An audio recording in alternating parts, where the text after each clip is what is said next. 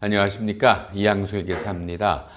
이 강의는 바로 앞에 한 강의가 또 있는데 연말정산 업무를 담당하는 분들이 아니라 근로소득자 여러분들, 본인들의 세금을 정산하셔야 되는 근로소득자 여러분들을 연말정산을 돕기 위해서 지난번에 앞에 하나 찍어놓은 강의는 올해 처음 도입한 편리한 연말정산이라는 전산을 이용하는 여러분에게 편리하는 제도를 설명을 한 게 강의가 이미 하나 떠 있고요. 그렇죠? 여러분 보셨으면 좋겠고요. 이번 강의는요. 그냥 교재 없이 저랑 그냥 카메라 앞에 놓고 대화를 하시는 거예요. 연말정산은 여러분이 1년 동안 부양한 가족들 여러 가지에 대한 소득공제, 그 다음에 또 세액공제라는 게 있죠. 근데 기억하세요. 요것들이 대다수가 앞에 했던 국세청의 간소화 자료라는 거에 다 떠 있어요. 그러니까 간소화 자료에 없는 여러분이 필히 알아야 되고 아주 헷갈리는 것들, 이런 것들을 여러분과 함께 대화식으로 한번 풀어볼게요. 그러니까 여러분은 그냥 즐겁네? 재밌다. 요걸 내가 요런 소득공제를 놓쳤네. 요런 세액공제를 받아야 되네. 요런 것들을 들으시면 돼요. 편히 들으세요. 많은 얘기가 나갈 거예요. 그 대신에. 자, 해볼게요. 1번. 여러분은 연말정산을 하실 때요. 이게 소득공제라는 게 있어요. 그러니까 여러분이 급여를 받으시잖아. 급여에서 빼주시는 거예요. 그러면 빼주면 당연히 뭐예요? 내가 번 돈이 주니까 세금이 줄죠. 그죠? 그러니까 이 금액을 바로 세금을 빼주는 건 아니지만 여러분이 벌은 금액에서 차감해 주니까 요 금액에 여러분에 적용되는 세율이 있거든요. 6%, 15%, 24%, 35%, 33%.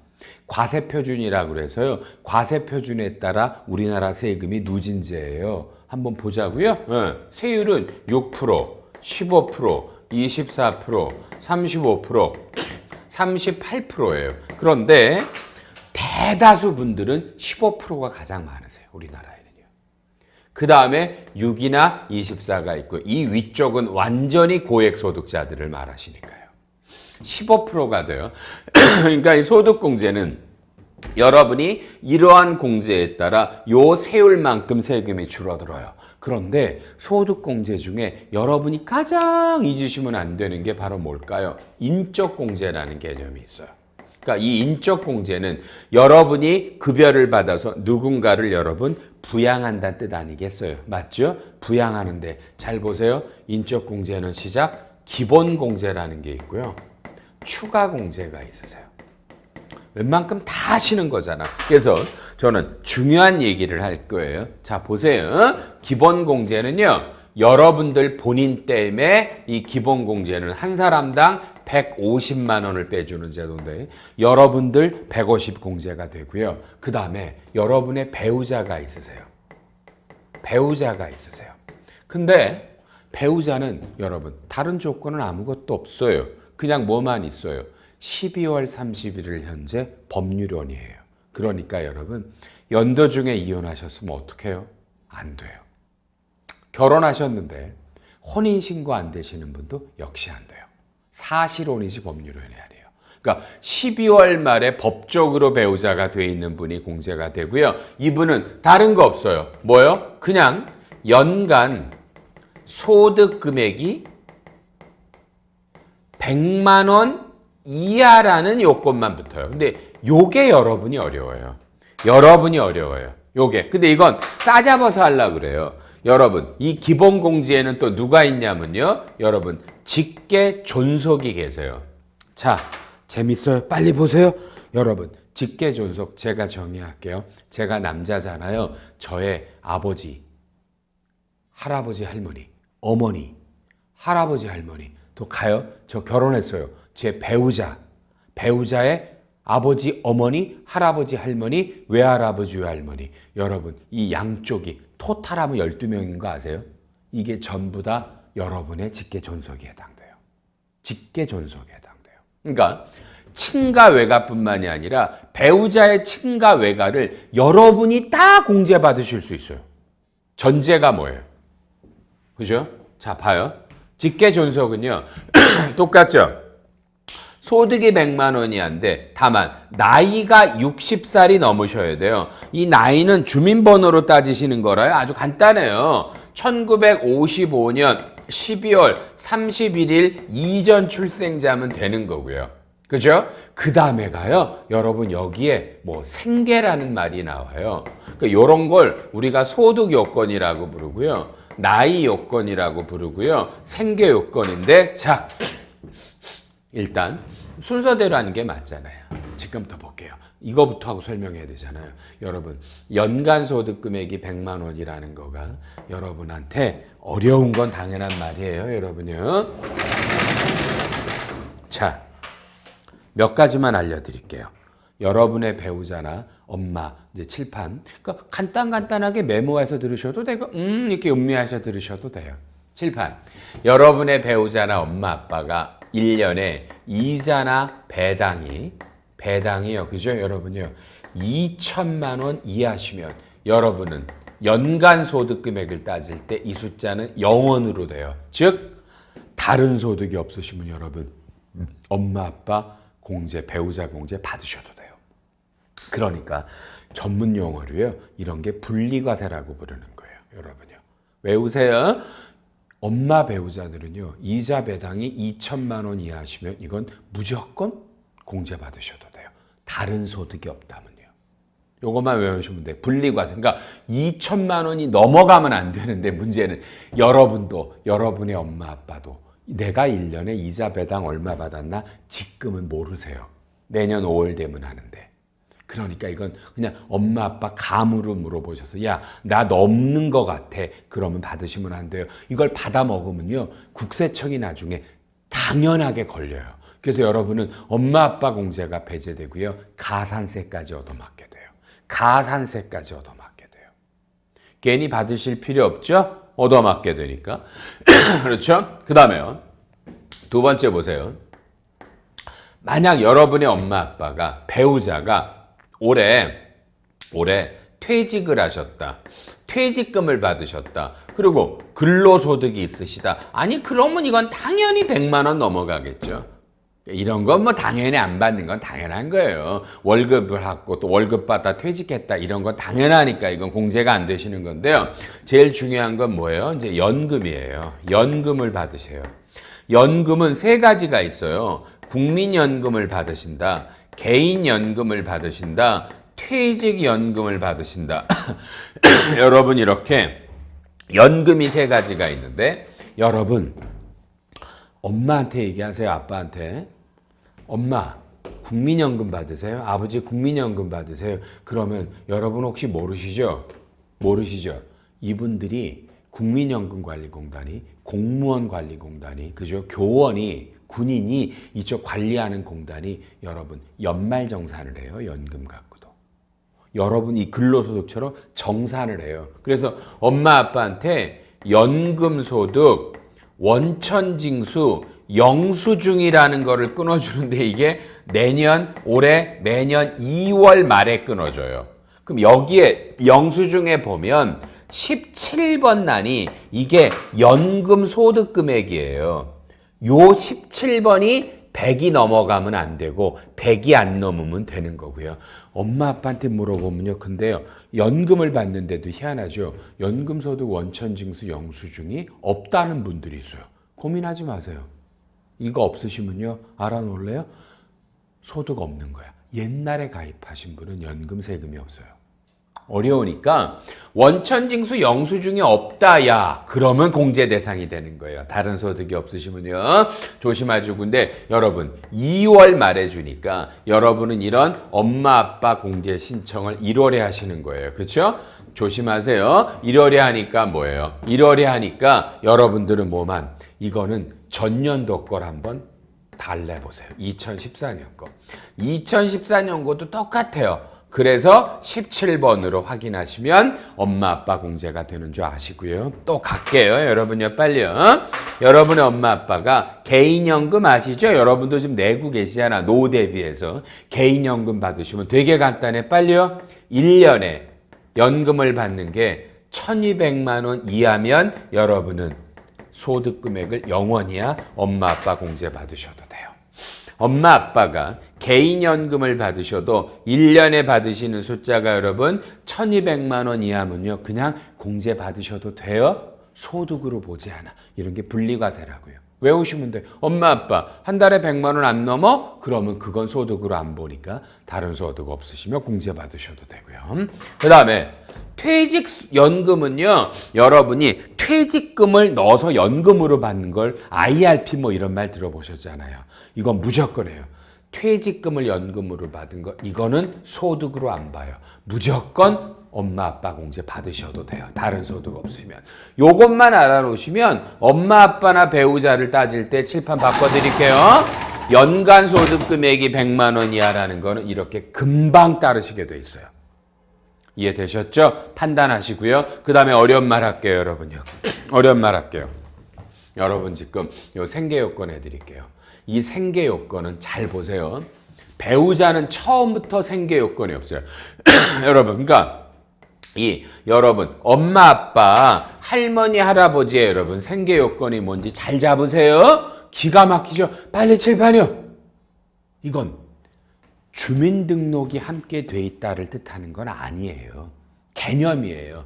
엄마 아빠 혼자로는 생계가 안 돼요. 그래서 여러분이 피같이 번 돈을 엄마 아빠한테 드리신 거예요. 그래서 엄마 아빠가 그 돈으로 지금 생활을 하신다. 이 개념이에요. 주민등록이 돼 있다 안 됐다가 아니야. 주민등록이 떨어져 있어도 여러분이 생계를 유지시키면 생활비를 들이셔서 생활하시면 엄마 아빠 공제가 돼요. 다만 여러분 뭐라고 쓸까? 고민해 보세요. 잠깐만 쳐다보세요. 잠깐만 쳐다보고 계세요.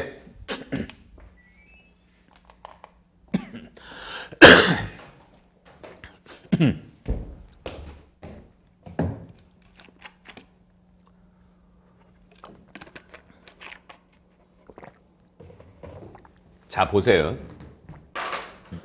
이 말의 의미는 여러분이 엄마, 아빠, 할머니, 할아버지의 생계를 유지하고 있다라 이거를 입증할 방법이 사실 없어요. 개념은 이거야. 그러니까 결국은 여러분이 엄마, 아빠가 60세가 넘으시고 할머니, 할아버지가 60세가 넘으시고 국세청에 신고되는 소득 금액이 100만 원이 안 넘으시면 실제로 현재 대다수는 이 생계 요건을 참 구분하기가 어려워서 대다수는 받고 있네요. 설령 여러분이 생활비를 안 내고 있어도. 그래서요, 여러분이 할머니, 할아버지가 계시는 분들 많죠. 그분들이 아무도 현재 공제가 안 받으시면 여러분들이 할머니, 할아버지를 땡겨서 받을 수 있다라는 문제가 생겨요. 법대로 얘기를 하면 여러분이 그분들의 생계를 유지했을 때만 받는 거고요. 그렇죠? 이걸 입증하지 못하면 상당히 많은 분은 법을 약간 무시하고 그냥 입증하기 어렵잖아. 확인하기 어렵잖아. 그리고 이거를 여러분이 그냥 엄마, 아빠, 할머니, 할아버지 공제를 신청하면요. 이해할래요? 회사, 원천징수 담당하는 회사는 이걸 확인할 방법이 없어요. 여러분이 주장하면 되는 거예요. 다만 이게 나중에 세무조사라는 문제가 있잖아요. 판단은 여러분이 하세요. 답은 아셨죠? 여러분이 돈으로 생활비로 할머니, 할아버지, 어머니, 아버지가 생활하시면 장인, 장모가 생활하시면 그분들이 다 직계존속으로 공제가 되고요. 나이는 60세가 넘고 소득이 100만 원 이하일 때 됐나요? 이때 제가 다 아는 게 아니라 중요한 것만 한다고 그랬잖아요. 여러분 가장 중요한 거예요. 빨리 보세요. 여러분이요. 2014년에는요. 잘 보셔야 돼요. 엄마 아빠 공제를 받으셨어요. 그런데 올해 엄마 아빠 공제를 안 받으세요. 그럼 제가 물어요. 왜 안 받으셨어요? 아이고요. 올해 엄마 아빠가 돌아가셨어요. 사망이에요. 여러분 이건 분명히 하셔야 돼요. 사망하셨으면 이렇게 보실래요?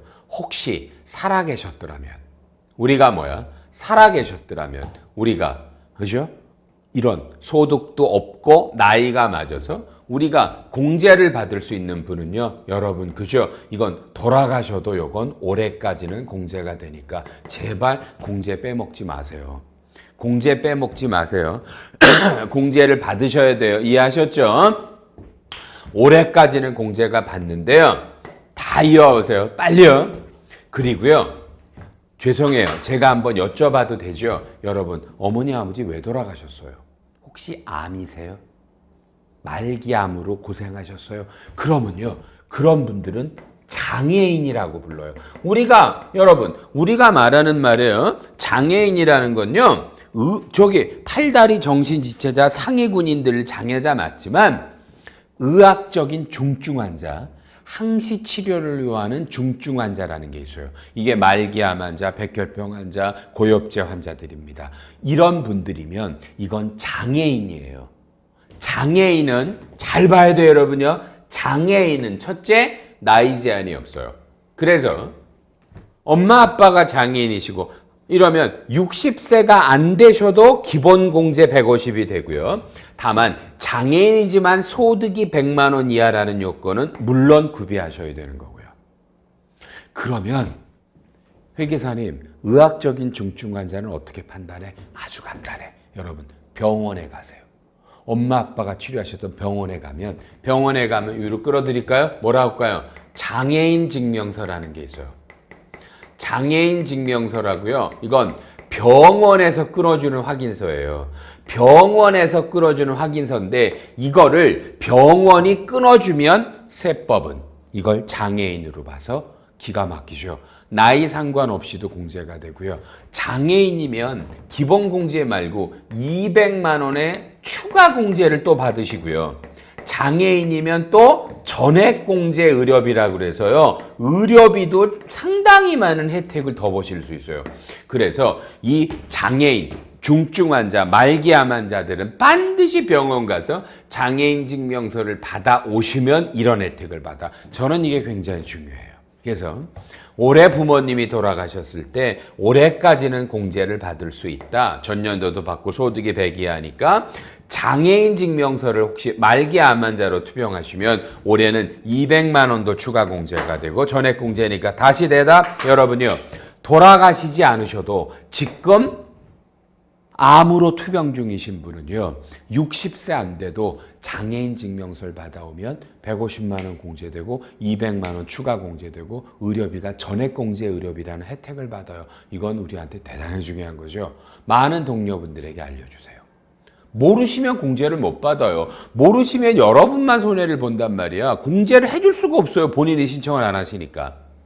됐죠? 요게 중요해요. 다른 것들 다 할 필요 없잖아요. 요런 게 중요한 거예요.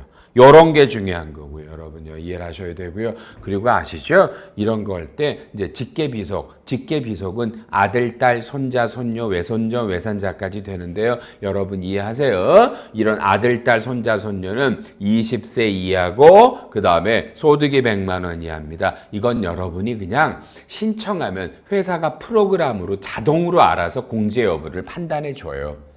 똑같아요. 자식들이지만 장애인이면 장애인 증명서를 발급받거나 팔다리가 없거나 시각 청각 장애인이다 이런 상위 군인이다 여러분 그죠? 이번에 뭐 북한 사태로 뭐 발목 절단된 친구들 있잖아요. 그게 장애인이잖아요. 그런 사람들은 소득이 100만 원이 하면 나이 상관없이 되고 200만 원 전액 추가 공제라는 게 돼요. 이런 것만 염두에 두시단 말이에요. 제 말 아셨죠? 이런 것들을 지금 여러분이 지금 이 기본 공제할 때 이 150만 원 공제를 받을 때 주로 어떤 걸 놓치시면 안 돼요라는 것들을 지금 얘기했고요. 자, 또 여러분이 아주 많이 물어보는 거예요. 빨리 칠판이요. 다양한 사례 몇 개 잡아드릴게요. 여러분 자 보세요. 아빠 엄마와 여러분 근로자가 함께 살아요. 함께 사시는데 여러분 조심해 줄래요? 뭐요? 지금 아버지도 소득이 있고 여러분도 소득이 있어. 그럼 엄마는 이건 법으로요. 외우셔야 돼요. 이건 아버지가 배우자 공제를 받아야 되고요. 여러분이 어머니의 직계존속 공제를 받으시면 안 되는 게 법이에요. 근데 여러분 아시죠? 많은 분들이 여러분이 받고 싶은 건요. 여러분이 아버지보다 소득이 많거나 어머니가 아프셔서 의료비 공제를 받고 싶어요. 아버지가 사업소득이면 의료비라는 공제가 안 되거든요. 그렇죠? 여러분 그러셔서 염두에 두세요. 이럴 때는 그냥 상당히 많은 여러분들 동료들이 어떻게 하냐면요. 아버지가 소득 공제를 받지 말게 하고 엄마 걸 여러분이 받아. 그럼 이게 일단 국세청 전산에서 체크되긴 사실 참 어렵네요. 아버지가 안 받기 때문에 법으로는 아버지가 받는 거예요. 근데 이걸 많은 분들이 이렇게 달고 와서 제가 이걸 된다 안 된다 말씀 못 드려요. 법으로는 아버지가 되기 때문에 나중에 여러분이 국세청의 감사를 통해 지적을 받으시면 엄마 공제가 부인됩니다. 다만 너무나 많은 분들이 집어넣는 건 이게 나중에 감사나 이런 절차에도 잘 안 걸려서 받고 있는 거예요. 그리고 계속이요. 자, 또 이거 어떻게 하면 좋으냐 여러분요. 엄마 아빠가 이혼하셨어요. 이혼하시면 재혼하시면 둘 다 새엄마 새아빠가 두 분이 있어요. 그죠? 이혼하셔도 엄마 아빠니까 공제가 되는데 요건이 되면 새엄마 새아빠도요 여러분요 뭐예요? 똑같아요. 나이가 60세 넘고 소득이 100만 원이 하면 새엄마 새아빠도 돼. 그럼 4명이 다 될 수 있어요. 또 재밌죠? 또 봐요. 제가 재혼을 했는데 제가 재혼한 여자가 전 남편 애를 달고 왔어요. 오케이? 그럼 저는 어떻게 해요? 제 호적에 넣어요. 이것도 제 자식이에요. 당연히 돼요. 당연히 돼요. 아셨죠? 또 제가 지금 법적인 배우자가 아니라 법적인 배우자가 아닌 다른 외부에서 나왔어. 이게 혼인의 자식이라고 그러죠? 이것도 당연히 되고요. 뭐 여러 가지 이런 제도들이 있어요. 그러니까 이런 기본 공제라는 거, 한 사람당 150만 원 공제를 받을 때 여러분이 이런 거 특히 장애인일 때 이런 걸 주의해야 된다라는 것들을 특히 강조하시고요. 아이고 슬퍼서 어떻게 한마디 해도 돼요? 어린애가 태어나서 죽은 동료가 있을 수 있어요. 얼마나 마음이 아파요. 어린애가 태어났어요. 이러면 이름도 없어요. 출생신고도 안 하니까. 그러나 태어난 건 맞잖아요. 올해 죽었잖아요. 올해까지는 당연히 어린애로서 150만 원 기본공제와 만약에 그쵸? 얘가 이게 과연 병원에서 아까 제가 장애인 증명서를 띄우라고 그랬죠? 이게 띄어올지 병원에 발급해 주냐는 약간 논란의 여지가 있어요. 안 띄워주면 할 수 없지만 만에 하나 병원에서 얘가 오랜 병막 끝에 그죠? 했다 뭐 이러면 이것도 장애인이면 추가 공제가 되는데 추가 공제를 기대하기는 어렵고요. 애가 태어나서 죽어서 출생신고 안 해도 병원에서 출생 확인서를 받아와서 기본공제, 의료비 공제를 다 받으실 수 있습니다. 마음이 슬프다 그죠? 이런 것들이 여러분 우리가 뭐라고 불러요? 이런 것들이 이제 인적 공제라고 부르고요. 그리고요, 다시 일로 올까요? 이제 추가 공제라는 건요, 이건 여러분이 할 거 없어. 알아서 회사가 다 해줘요. 여러분이 이런 기본 공제 받은 사람들이 나이가 70세가 넘어가면 경로 우대 공제라고 그래서 100만 원을 해주시는 거 있고요. 좀 전에 이런 사람들이 장애인이면 200이니까 여러분뿐만이 아니라 여러분이 기본 공제를 받았던 사람이에요. 150 받은 사람이 장애인이면 200만 원 해주고요. 그 다음에는 부녀자 공제나 한부모 가족 공제인데요. 다른 거 안 할게요. 4부모를 할게요. 4번이 한부모 공제인데 이건 이해를 하셔야 돼요. 자, 봐요. 남편과 부인이 있어요. 그런데 지금 12월 말 현재 시작 한쪽이 돌아갔어요. 이러면 사별이죠. 또는 두 분이 이혼하셨어요. 그럼 현재 12월 말 현재로는 뭐예요, 여러분? 빨리 배우자가 없죠. 그런데 어린 자식이 있으세요. 그러면 봐요. 이걸 이혼했다 그럴게요. 이혼했는데 이 어린 자식을 부인이 키워요. 그래도 자식이니까 아버지가 얘의 기본공제를 받으면 돼요. 엄마가 안 받으면 돼요. 이중공제 받으시면 안 돼요. 무조건 이런 공제는 이중공제. 특히 여러분의 엄마 아빠가 있는데 형제자매가 둘 있다. 형도 받고 동생도 받으면 이건 국세청 전산에서 무조건 걸려요. 여러분 신고하실 때 여러분 엄마 아빠 이름과 주민번호가 국세청에 전자신고로 메일로 들어가서요. 형도 받고 동생도 받으면 자동으로 이중공제로 얻어 터지니까 이중공제 받으시면 안 돼요. 근데 여러분 자 봐. 엄마가 애를 키우지만 아빠가 어린 자식을 기본공제로 받아요. 그러면 이 아빠가 한부모 가족공제라고 또 100만 원을 추가로 해줘요. 이런 게 있어요. 여자가 근로자면 여자가 받으셔도 되고요. 세대주란 요건이 없어요. 다만 지금 이런 건 여러분이 어린 아들, 딸들을 신청하면 회사 연말정산 담당자가 프로그램에 의해서 이런 게 자동으로 이런 공제들이 떠요. 그러니까 여러분이 설령 누락하셔도 회사 프로그램에서 다 걸러져서 공제가 되는 게 있고, 아까 말한 것처럼 여러분 엄마 아빠가 돌아가셔서 여러분이 신고 안 하시면 이건 자동으로 안 걸러진단 말이야. 그러니까 이런 것들은 꼭 신고를 하셔야 되고요. 장애인 증명서를 받아와야만 되는 거고요. 오케이? 이해하셔야 돼요. 여러분, 자, 이런 것들을 인적공제라고 해서 여러분이 이 소득공제 중에는 가장 잘 아셔야 되는 거예요. 가장 잘 아셔야 되고요. 되셨죠? 그 다음에 이제 여러분이 또 많이 물어보시는 질문이 뭐 있냐면, 자, 주택자금 공제라는 것들이 있어요. 주택자금. 여러분이 집을 살 때 공제라는 것들이 있어요. 그렇죠? 그런데 이게 두 가지 제도가 있어요. 빨리요. 여러분이요. 그죠? 여러분이요. 집이 없어서요. 보세요. 전세를 사세요. 그래서 전세자금 대출을 받으시면요. 얘의 원리금을 공제를 받으세요. 그러니까 원리금 상환이죠. 여러분이 은행에서 전세자금 대출을 받으셔서 여러분이 원금과 이자를 갚아 나가시거든요. 그럼 이 갚아 나가시는 금액의 40%를 300만 원 한도로 공제가 되는데, 이런 것들은 왜 여러분이 문제가 안 되냐면 이런 자료들이 전부 다 뭐야? 국세청에 간소화 자료라는 데서 다 떠요. 그리고 지난 강의에서 이걸 어떻게 하라고 그랬어요? 회사한테 온라인으로 보내면 회사 프로그램이 이걸 자동으로 해주세요.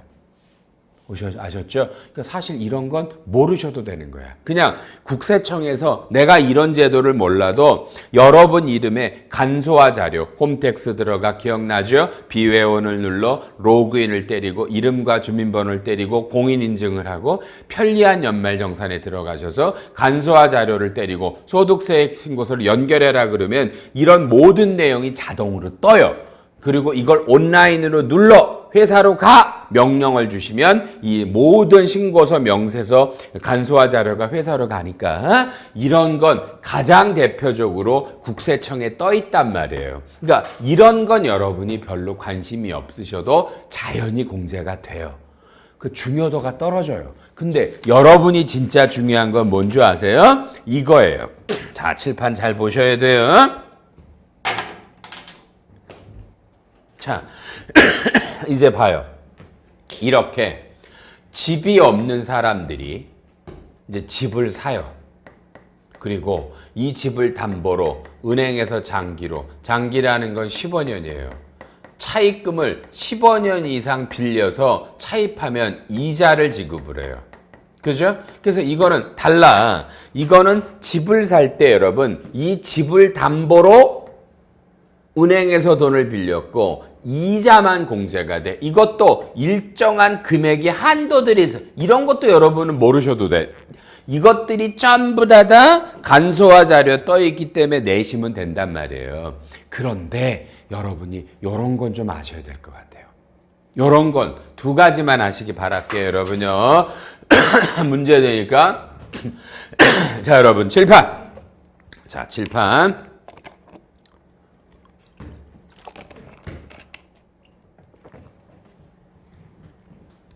빨리요. 여러분이 1월 1일에 집이 하나 있으셨어요. 차입하셨고요. 그죠? 그 당연히 작년도까지 이자를 공제받으셨단 말이에요. 그런데 올해요. 9월 말에요. 집을 하나 또 사셨어요. B를. 차입금이 있어요. 그죠? 이건 국민은행이고 이건 신한은행이라 그럴게요. 그리고요. 10월 10일 날 집 A를 매각하셨어요. 그럼 차입금을 중도에 상환해. 이건 이사 간 거잖아요. 그리고 그럼 12월 말에는요. 집이 하나밖에 없잖아. 그럼 여러분 이건 뭐 당연한 거니까 여러분 12월 말 현재 집이 2개시면 여러분은 이런 공제가 전혀 안 되는 거예요. 무조건 공제가 안 되거든요, 여러분요. 그런데 연말에 집이 하나니까 칠판 빨리 보셔야죠, 여러분요. 지금 이분은 1월부터 10월 10일까지는 신한은행의 이자 공제가 여러분의 간소화 자료에 떠 있어요. 그리고요. 9월 말부터 12월 말까지는요. 국민은행 걸로 또 간소화 자료가 떠 있다고요. 그러면 이해해야 돼요. 좀 전에 썼죠, 여러분 위에다가. 차입금의 요건이요. 뭐예요? 15년이기 때문에 잘 보셔야 돼요. 지금 이 신한은행 차입금은 중도 상환인데 뭐예요? 이게 원차입일로부터 15년 이내 중도 차입이면 이 요건을 구비 못해서 신한은행 이자는 올해 공제가 안 돼요. 여러분이 이걸 모르고 공제를 받으면 나중에 이게 걸리면 전부 다 추징당하고 가산세도 엄청 내셔야 된단 말이에요. 가산세를. 오케이? 조심하셔야 되겠죠? 그래서 연도 중에 중도 상환에도 15년이 넘어간 상태에서 중도 상환한 건 이자 공제가 됩니다. 요거를 조심하시고요. 또요. 빨리 보세요. 이번에는요. 자, 1월 1일부터 9월 말까지는요. 신한은행에서 2억 원을 대출해서 이자 공제를 내고 있고 받고 있었어요. 그런데 9월 말에 국민은행에서 2억 원을 빌려와요. 이게 뭔 줄 알아요? 대환이에요. 바꿔 탄 거예요. 차입금을 바꿔 탄 거예요. 그런데 문제는 그동안에 이 원금을 갚았기 때문에 9월 말에 요 차입금의 잔액이 1억 6천이에요. 그러면 여러분들은 어떻게 하는 거냐면요. 2억 원을 빌려서 1억 6천 원은 신한은행에 갖고 4천은 본인에 써요. 그러면 역시 신한은행과 국민은행에서 간소화 자료가 두 개가 뜨죠. 여러분 똑같죠? 이거랑 이 신한은행은 중도 상환이기 때문에 15년 이내 상환하시는 건 이 신한은행 건 올해 9달치 이자 공제가 안 돼요. 이게 얼마나 어려운 줄 아세요, 여러분요? 그렇죠? 찝어서 알려드리는 거야. 요거 두 개만. 그러시고요. 또 잘 봐요. 국민은행도 2억 원을 빌렸지만 이 이자 중에 대환할 당시에 기존 차입금의 잔액이 1억 6천 있죠. 요거에 대한 이자만 공제가 되니까 여러분의 국세청 간소화 자료는 이게 다 떠요. 그 중에 뭐요? 여러분 이해돼요? 요것만 보셔야 돼. 1억 6천에 대한 이자만. 그래서 이런 건 너무 어렵다. 아니에요. 나중에 책임을 여러분이 져요. 나중에 여러분이 물어낸단 말이에요. 가산세를. 그래서 이자 공제 이런 건 원래 국세청에서 오는 자료는 여러분이 모르셔도 돼요. 온라인으로만 보내주시면 알아서 합니다. 오케이? 그러나 요거 정도만 조심해 주라는 얘기고요. 오케이 하셨죠? 이게 주택자금 공제라는 거예요, 여러분요. 주택자금 공제고요. 자, 이제 그다음에 나머지 소득 공제들도 있어요. 그건 다 돼요. 아무 문제 아니에요. 아무 문제 아니고요. 청약저축이 올해 뭐 바뀌었는데 이것도 여러분이 그냥 청약저축이라는 걸 내시죠? 이러면 이것도 간소화 자료에 떠요. 회사에 내시면 회사가 알아서 다 계산해줘요. 여러분이 이건 시스템으로 걸러줘요. 그러니까 청약저축이 뭐 1900이 7000이다, 이상이다, 이하다, 가입 연도가 언제다 이런 거 모르셔도 돼요. 그냥 간소화 자료에 여러분이 언제 청약저축 가입했고 2015년에 얼마 냈어 청약저축 불이백이 이게 자동으로 회사로 가면 회사가 프로그램에서 계산하니까 청약저축 공제 같은 건 모르셔도 되는데 여러분이 저한테 당연하게 물어보고 싶으신 게 바로 뭐야? 당연하죠. 신용카드 공제라는 게 있어요. 신용카드 공제라는 게 여러분이 당연히 어려우신 거예요. 또 화면 바꿔줄까요? 제가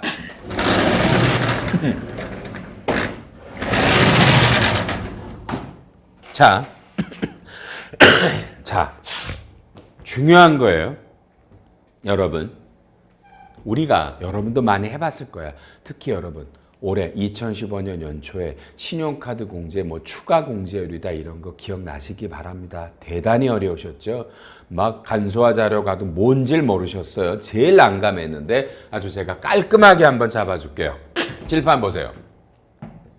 신용카드는 이렇게 나와요. 잘 보세요. 전통시장에서 신용카드 등을 사용하신 거. 대중교통의 신용카드를 이용하신 거. 그 다음에 현금 영수증을 받으신 거. 돈 내고. 그 다음에 직불카드 등을 쓰신 거. 카드 종류가 많아서 등이야. 그리고 나머지는 그냥 일반적인 신용카드를 쓰신 거. 여러분 1년 동안에 쓴 거를 이렇게 5개로 분류해요. 그리고 이 토탈 1년에 여러분이 쓰신 토탈을 우리는 용어가 이게 신용카드 다음에 등자가 붙어. 신용카드 등 사용액이라는 거예요. 잠깐만 참조할게요. 볼게요. 요 전통과 대중교통은요, 신용카드를 쓰든 현금 영수증을 쓰든 직불카드를 쓰든 전부 다 이놈들은 다 여기 모여요. 그러니까 전통시장과 대중교통에서 쓰신 건요, 요 3가지를 뭘로 쓴 걸 구분하지 않아. 다 이렇게 돼. 뭔 말하냐고요? 아, 이건요, 국세청의 간소화 자료에 이미 여러분 이렇게 떠요. 이렇게 5개로 떠요. 알아서. 여러분이 구분하는 게 아니라 이렇게 떠 있다고요. 이렇게요. 그럼 칠판. 현금 영수증, 직불카드, 신용카드는요, 전통시장과 대중교통에서 쓴 거 말고 이렇게 돼요. 그럼 이게 토탈이야. 이 신용카드 사용액인데 문제는 이거죠. 여러분 이건 봐요. 여러분이 쓴 것만 되는 게 아니에요. 여러분의 배우자, 엄마, 아빠, 아들, 딸, 비속 이 사람들이 쓴 것도 여러분의 카드에 이런 식으로 합쳐져서 얘네들의 토탈로 소득공제가 돼요. 여러분, 자 가요. 여러분의 배우자, 엄마, 아빠, 여러분, 아들, 딸이 신용카드를 쓰신 게 합산된답니다. 여러분 합산된답니다. 잘 외우셔야 됩니다. 뭘 외우시냐면요. 시작할게요. 이 사람들은 다른 거 없어요. 나이 상관하지 마세요. 무조건 뭐야? 소득이 100만 원 이하인 분들이라면 나이도 상관하지 마. 그러니까 엄마 아빠가 여러분 60세가 안 되셔도요. 아들 딸이 20살이 넘으셔도 이분들이 쓴 카드는 공제돼. 기본 개념이 뭔지 알았죠? 생계예요. 똑같은. 즉 기본 개념이 여러분 근로자가 엄마, 아빠, 아들, 딸, 배우자의 생계를 유지하면 여러분 이 중에 이건 물어보나 말하잖아. 배우자나 엄마, 아들, 딸이요. 소득이 없으시면 이건 무조건 여러분이 합산하시면 돼요. 이건 당연한 거야. 여러분 돈으로 카드를 썼으니까. 문제는 엄마, 아빠야. 엄마, 아빠가 나이 상관 안 한다니까. 소득이 100만 원 이하면 법으로는 여러분이 엄마 아빠 신용카드를 합산하는데 기본 전제가 똑같죠. 여러분이 생활비를 들여서 엄마 아빠 생계를 유지했다라는 전제. 이 전제가 있으시면 여러분이 엄마 아빠 공제를 받아. 나 또 더 이상 얘기 안 해요. 판단은 여러분이에요. 저는 이렇게 엄마 아빠 진짜 여러분이 생활비를 들이시면 그분들은 엄마 아빠 합산하시고요. 굳이 생활비 안 드리면 합산 안 하시는 게 어떨까 모르겠네요.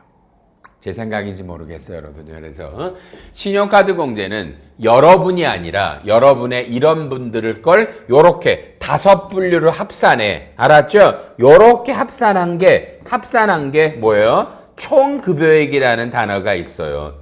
총급여액에 여러분 25%를 넘어갈 때 일정한 15%나 30%로 소득공제가 되는데 지금 여러분은 이 소득공제를 계산하는 게 아니라 여러분과 이런 분들의 이렇게 신용카드를 썼어요를 뭐요? 온라인으로.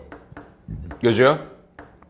회사에만 보내주면 회사가 계산해서 소득공제 해주니까 이거는 문제가 안 되고요.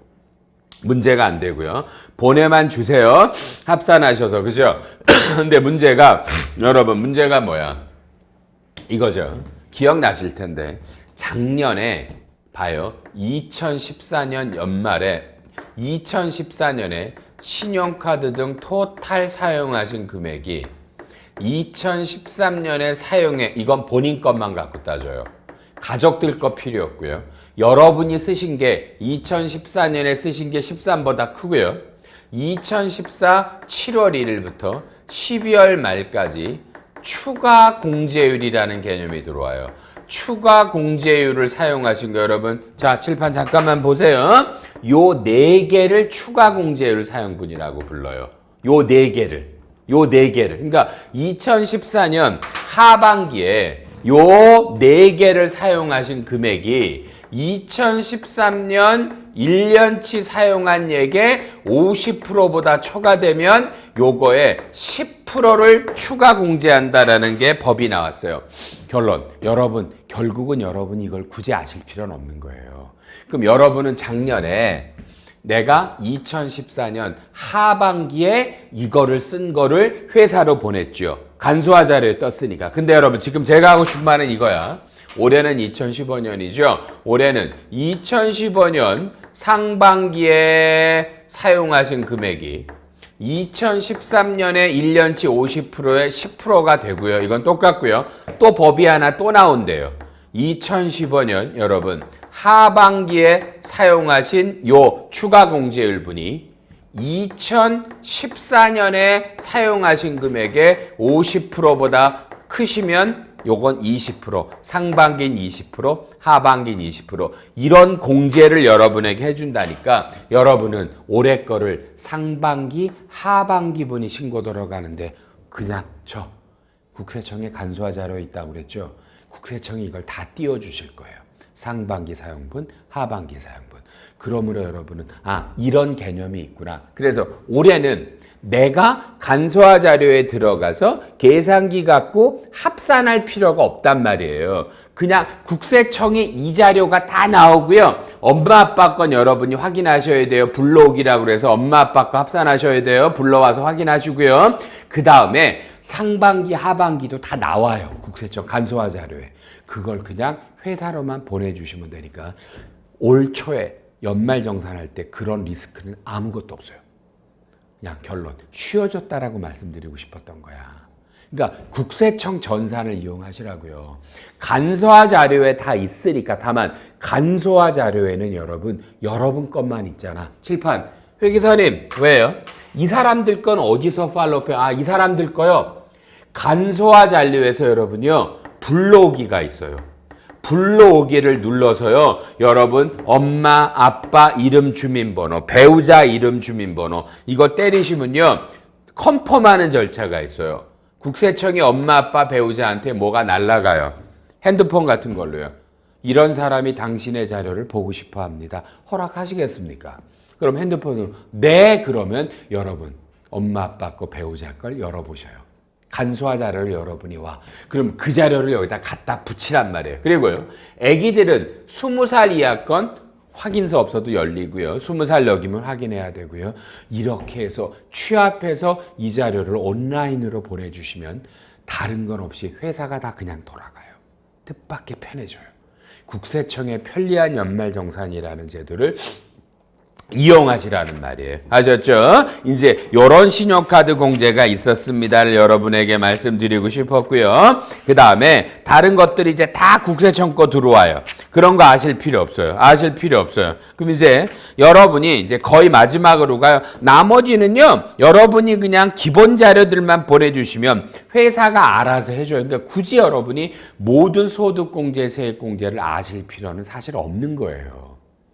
기본 데이터가 웬만한 건 국세청에 간소화 자료에 있는 걸 보내주시면 거기서 다 알아서 소득공제, 세액공제 되니까 소득공제, 세액공제 없는 게 아까 말한 기본공제. 그렇죠? 이런 것들이고요. 특히 신용카드에서는 엄마, 아빠, 배우자 거를 불러오기로 해가지고 여러분이 이걸 합쳐져서 보내야죠. 국세청의 거는 여러분 것만 나와 있다고요. 요런 사람 걸 불러오기로 불러와서 합산해서 회사로 보내주세요라는 얘기를 지금 한 거예요. 그 다음에 여러분, 자 이제 여러분이 제일 중요한 건 뭔지 아세요? 실제로 의료비예요. 그죠?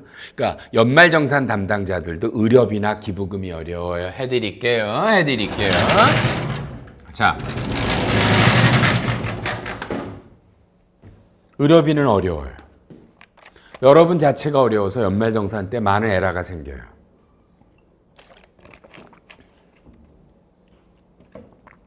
보세요. 의료비다. 의료비다. 여러분이 가장 중요해 뭐예요?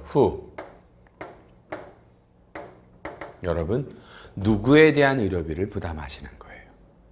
누구에 대한 의료비를? 기억하세요.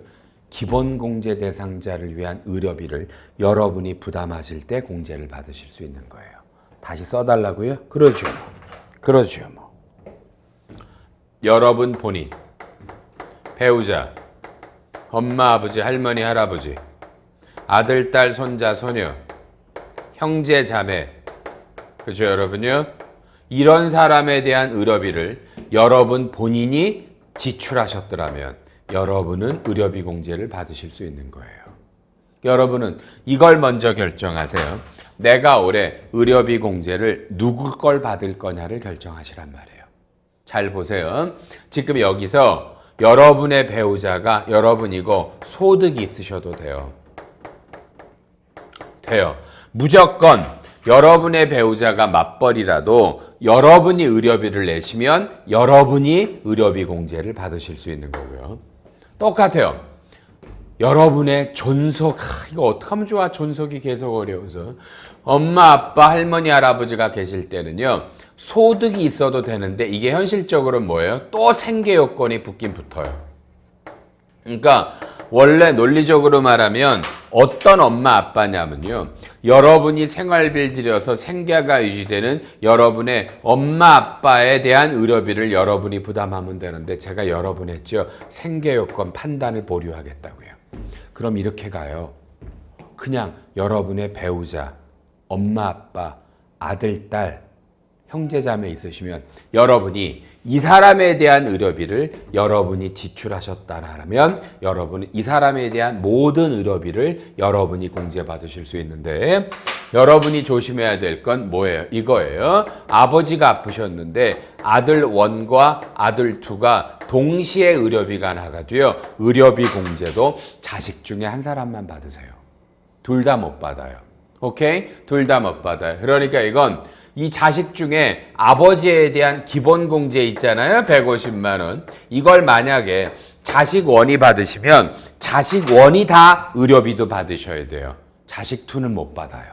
자식 2는 못 받아요. 못 받아요. 그러니까 한 사람만 받고요.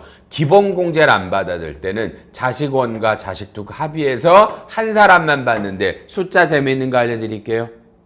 보세요. 자식 1이 1,000만 원 의료비를 냈고요. 자식 2가 2천만 원이 냈어요. 그러면 자식 2가 의료비 공제를 받기로 했어요. 그러면 자 2천만 원 냈지만 여러분 지금 역시 의료비 영수증은 어떻게 되나요? 영수증을 내야 되잖아요. 근데 이게 병원에서 갖다 낸 거는 간소화 자료라고 이미 모든 병원이 국세청에 냈기 때문에 여러분이 병원에 간 영수증을 내실 필요가 없어요. 제 말 아시겠어요? 영수증을 낼 필요가 없단 말이에요. 그러면 간소화 자료에 떠 있는데 여러분 이 모든 의료비는 환자명으로 간소화 자료가 떠요. 환자명으로 간소화 자료가 뜨기 때문에 여러분 이해하셔야 돼요. 뭐야?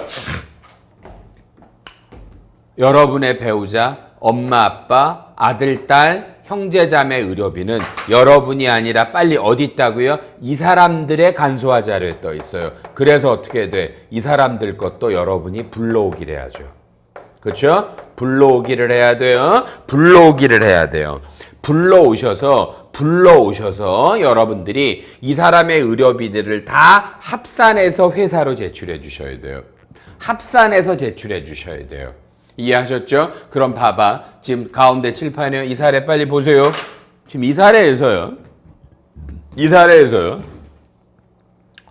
엄마 아빠는요. 아프셨죠? 이 사람 환자 이름에 간소화 자료에 띄우시면 의료비가 3,000으로 떠요. 그러니까 이럴 땐 어쩔 수 없죠. 자식 2가 받을 때 원래 법대로는 2천만 원만 받았죠. 자기가 내는 건데 실제로는 3천만 원을 다 받아요. 아버지 예스원에 3천이 떠 있기 때문에. 실제로 이건 국세청이 확인할 방법은 당연히 있겠죠. 신용카드 물고 들어가면 확인되는데 현재 아직 신용카드 등을 물고 들어가진 않아요. 물고 들어가진 않아요. 다들 한 얘기 아니에요. 무슨 부귀영화를 누린다고. 그렇죠? 판단은 여러분이 하셔야 돼요. 법은 본인이 부담한 의료비지만 실무상으로는 많은 분들이 3천을 달고 들어오는 경우가 많이 있습니다. 회사, 연말정산 하는 회사는 이걸 확인할 방법이 없죠. 본인이 얼마 냈는지 모르기 때문에 이런 게 실무예요. 판단 여러분이 하세요. 근데 문제는 여러분 이게 제일 많이 물어. 뭐요? 남편과 부인이 있다. 근데 각자 의료비가 나갔어. 남편으로 의료비는 1,000만 원이 나갔고요. 부인의 의료비로는 500만 원이 나갔어. 그럼 이걸 봐봐요. 둘이 맞벌이야. 빨리요. 법대로 가면 어떻게 돼요? 자기가 남편이 내 것도 내고 부인도 내면 남편이 다 받으시면 되고요. 부인이 남편 것도 내고 내 것도 냈다면 부인이 다 받으시고요. 그죠? 각자 남편은 내 걸 냈고 부인은 자기 걸 내면 자기가 받으면 돼. 근데 이게 현재 입증되지 않는잖아. 확인이 안 돼요. 결론이에요. 칠판 빨리 보셔야 돼요, 여러분요. 맞벌이 부부는요. 이거를 합쳐서 남편이 1,500을 다 받든 부인이 다 받든 이러는 경우가 대부분이에요. 실제로 누가 돈을 냈는지 확인이 안 되기 때문에 그래요. 오케이? 근데 이건 자 봐요. 그러면 봐요. 누가 받으면 돼요, 회계사님? 이렇게 물으셨을 때 절대 남편이요 소득이 많잖아. 정답 아니에요. 의료비는 전액공제 의료비라는 게 있고 그 밖에 의료비라는 한도가 있기 때문에 어느 쪽으로 합쳤을 때 의료비가 공제 금액이 많이 나오는 쪽으로 합쳐야 되니까 이건 여러분이 모르시니까 여러분 회사의 연말정산 담당자한테 가서 자 내가 내 의료비는 얼마 배우자 의료비는 얼마야 합하면 얼마인데 남편 거 부인 거 이런데 내 월급은 네가 알잖아라고 얘기하고요. 그죠? 부인은 연봉이 대충 얼마일 것 같아? 이렇게 말씀해 주시면 그 연말정산 담당자가 이거는 당신이 다 받는 게 좋겠다. 부인이 다 받는 게 좋겠다. 이렇게 말씀해 줄 거예요. 법대로 가면 네가 낸 것만 받으면 되지 이렇게 말하는 거고요. 오케이? 다만 자 의료비는 시간이 엄청나게 걸려요. 왜? 내 거 이런 걸 다 내가 받을 수 있는데 이런 자료를 모으는 것도 어렵고요. 그리고 봐봐요. 여러분 간소화 자료는 병원 것만 되니까 뭔 없어요. 여러분 안경이 우리나라는 50만 원까지 돼요. 안경은 국세청 간소화 자료에 없어서 개별 영수증으로 확보를 하셔야 되고요. 내가 잠깐 아프면 휠체어 같은 걸 살 수 있잖아. 목발이요. 이런 것도 돼요. 그래서 개별 영수증이 있는 게 있어서 이 절차가 복잡한데 여러분 빨리요. 절대 여러분. 자 시작 1번. 여러분은 먼저 나는 올해 누구에 대한 의료비를 받을 건가. 그리고 이 사람들을 다 불러와. 요건 낱장 영수증 확인해. 그래서 이 사람들의 여러분 토탈 의료비가 얼마인지 확인해 주세요. 먼저 이게 1번이야. 아니 다른 절차를 하지 마시고요. 무조건 토탈로 내가 얼마의 의료비가 있어. 이거 먼저 취합해요. 그리고요. 여러분 회사한테 연말정산 담당자한테 야 내가 2015년에 나의 총급여액이 얼마니? 총급여액이 얼마야? 이건 전문 용어예요. 근로소득에서 비과세를 뺀 거예요. 물어보세요. 그리고요 이거 알려줄 거야. 그럼 여기에 3%를 때려보세요.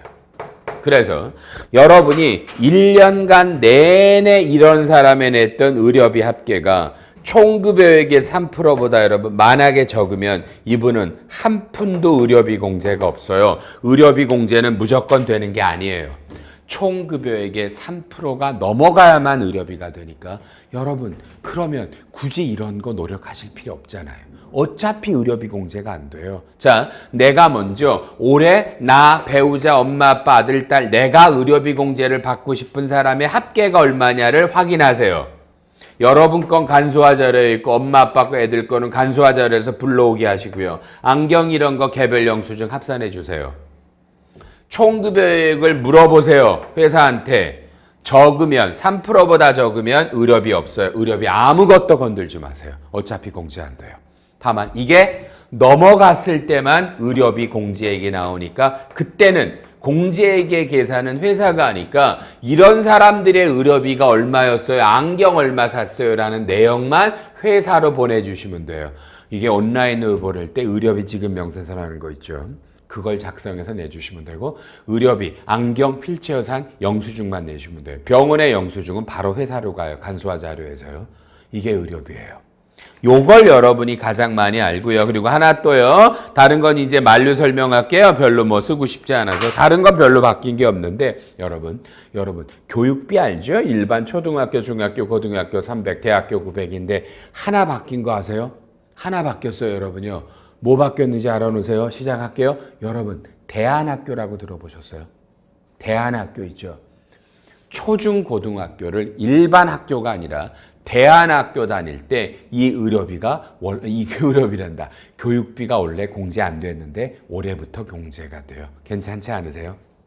요거 대안학교 다니시는 분 영수증 받아주세요. 올해부터 공제가 되고요. 그 다음에 이제 다른 거 뭐 기부금이나 이런 거 낸 것만 내주시면 돼요. 제일 마지막에 있는 게 뭔지 아세요? 월세 공제예요. 월세 공제입니다. 여러분이 월세를 내면 세액 공제인데요. 이건 제일 먼저 중요한 거 뭐요? 작년부터 그랬죠. 여러분요. 이 월세는 물론 무주택 세대입니다. 집이 없는 분이 사는 건데요. 이해하실래요? 작년부터 드디어 뭐예요? 확정일자가 없어요. 그러니까 확정일자 안 받으신 분도 월세 공제돼요. 이건 대단히 확정일자 이것 때문에 옛날에 월세 공제를 대다수 못 받았었어요. 확정일자 없어도 공제돼요. 아셨죠? 둘째는요. 총급여액이 7천만 원 넘어가면 안 돼요. 근데 이것도 회사가 알아서 해. 제일 중요한 거 얘기할까요? 그리고 이제 마무리할 건데 여러분 칠판이요. 여러분 월세 공제를 받으면 집주인 눈치를 좀 보셔야 돼요. 전화해서 주인 아저씨 저 월세 신고해도 돼요? 월세 세액공제 받아도 돼요? 연말정산할 때? 그럼 주인 아저씨가 뭐라고 대답해요? 너 나갈 생각 있구나? 너 나가고 싶니? 왜? 여러분이 월세 신고하시면 그 데이터로 주인 아저씨가 소득세로도 맞아요. 오케이? 그러면 그 집에 계속 살고 싶으세요? 그러면 내 아저씨 안 낼게요. 이게 맞겠죠. 이게 맞을 것 같아. 괜히 쫓겨나. 갱신 안 해줘. 그런데 여러분 가뜩이나 지금 집주인하고 사이 안 좋죠? 무조건 나갈 생각이죠? 몇 달 있으면 끝나죠? 무조건 신고하시겠죠? 옛날 것도 다 갖다 내겠네? 이런 거고요. 월세는 아무리 많아도 연 750만 원 한도로 10% 그래서 75만 원까지 세액공제가 돼요. 뭐 이런 것들이 소득세액공제예요. 저희 아이파가 많은 자료들을 내주시고 하는데 언젠간 여러분 그냥 이거 갖고 성에 안 차세요? 그러면 제대로 된 걸 한번 그냥 들어보셔도 되고요. 제대로 된 강의는 한 7시간 정도 하는데 이거 들어보시면 다 배우시고요. 지금 제가 여러분이 연말정산할 때 가장 민감한 것들 몇 가지만 가르쳐드린 거고요. 두 가지죠. 지난번 시간은 뭐야? 올해부터 나온 편리한 연말정산을요. 전산으로 들어가서 여러분이 작성하셔서 회사로 온라인은 보내는 방법을 하나 설명해 드렸고요. 두 번째는 소득세액공제에서 여러분이 꼭 아셨으면 좋겠다는 것들을 또 해드린 것 같아요. 여러분 저는 이항수라는 공인회계사고요. 그죠? 했지만 올해로 32년째 회계사를 합니다. 연말정산 강의만 26년째 계속하고 있고요. 현존 강사 중에는 가장 오랫동안 했던 강사인 것 같습니다. 올해는 또 여러분 근로자님들과 직접 대화하고 싶어서 이런 강의를 한번 우리 아이파 경영 아카데미라는 학원에서 주관으로 한번 여러분에게 이런 모든 강의를 지금 무료로 제공하고자 합니다. 도움 되셨으면 좋겠고요. 아주 힘든 세상이네요. 연말 되고 춥기도 하고요. 건강하시고요. 건승하셔서 기회 있으시면 또 나중에 인연이 되면 한번 뵙겠습니다. 여러분 안녕히 계십시오.